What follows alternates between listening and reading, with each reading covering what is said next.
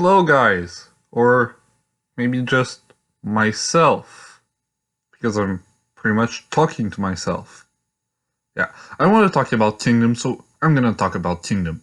And more specifically, I want to talk about Ryo Fui and his masterful introduction into the series at around chapter 97-98.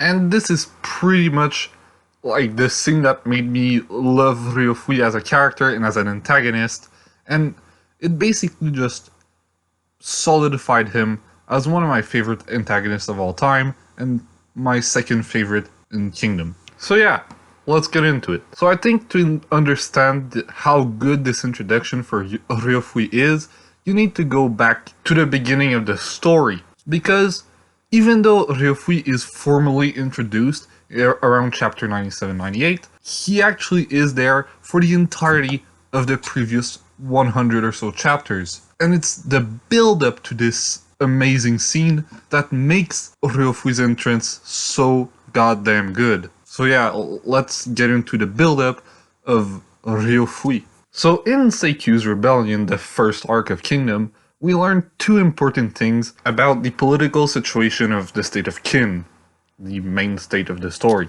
The first thing is that the fight for power in the state of Qin is led by the two chancellors, Ryo Fui and Chancellor Ketsu, because while technically the power is supposed to go to the royals, Seikyu and Eisei, they're mostly used as puppets for Ryo Fui and Ketsu because they're just children, so they have no true power. And the second thing is that even though Ryo Fui technically supports Sei from the background, truly he just wants power for himself, a bit like Ketsu, and is willing to use Seikyu's rebellion against him in order to gain power in the state of Qin, in a similar way to how you would take power in the state of I later on in the story, by using a rebellion in order to technically save the kingdom from the destruction of the rebellion, even though he probably orchestrated it.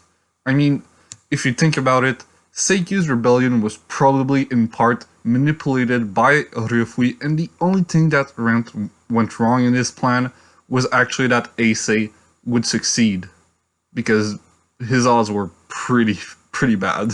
And just with this first arc, Ryo Fui was already set up to be this insanely powerful man in the kingdom that even an army of 80,000 men wouldn't be able to stop, and would need actual reinforcements from the mountain people to actually have a chance against Ryo Fui. So even with when the first arc ends, even though Sei got back on the throne, he doesn't truly have the power, and I think everybody who's reading the story at this point actually knows that.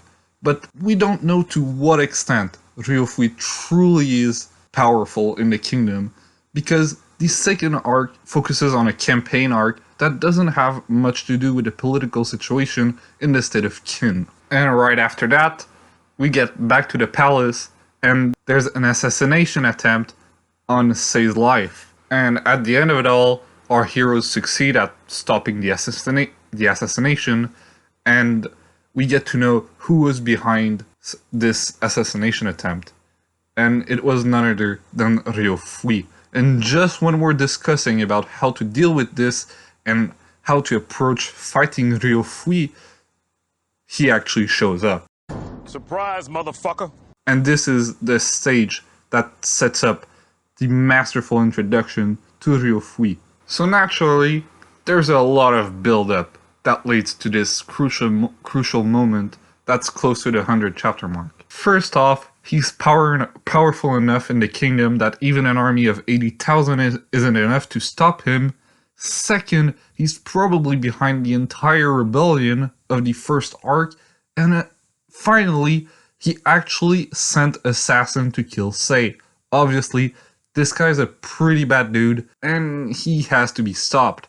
But then he shows up. He just walks in and salutes the king, as if nothing ever happened, and he's actually a pretty good dude who looks after him. A bit like a father.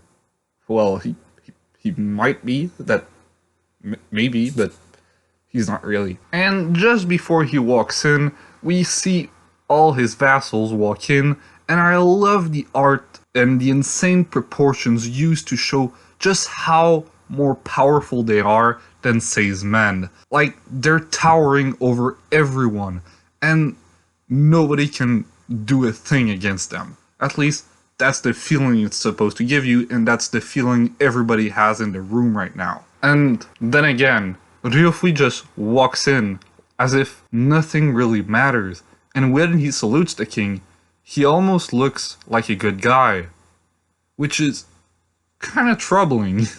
And right after that, he addresses the assassin situation, which is kind of damning evidence that the guy is a bad dude.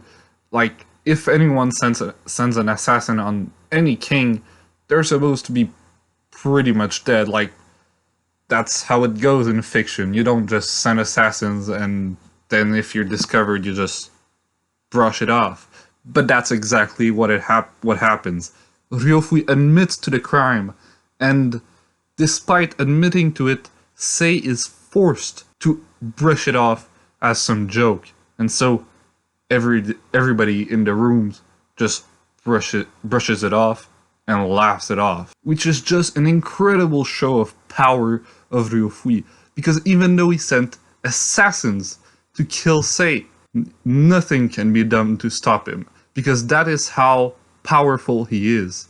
And I love how this power is not just like through brute strength, it's just through his political influences and his political power in this world. And this is the monster that Sei needs to beat. And yeah, this is Ryo Fui's introduction. And again, this is one of my favorite introductions for a character of all time, because it's just such a great introduction and a great show of power on Ryo Fui's part, both in actions and in the art, with the insane proportions of just power that everyone under Ryo Fui has. And honestly, this is just another reason for why I love Kingdom so much. And also, it's not the only amazing entrance a character has in this series. There are so many amazing entrants, so many amazing characters. Please read Kingdom. Alright, that's the video, guys. See ya.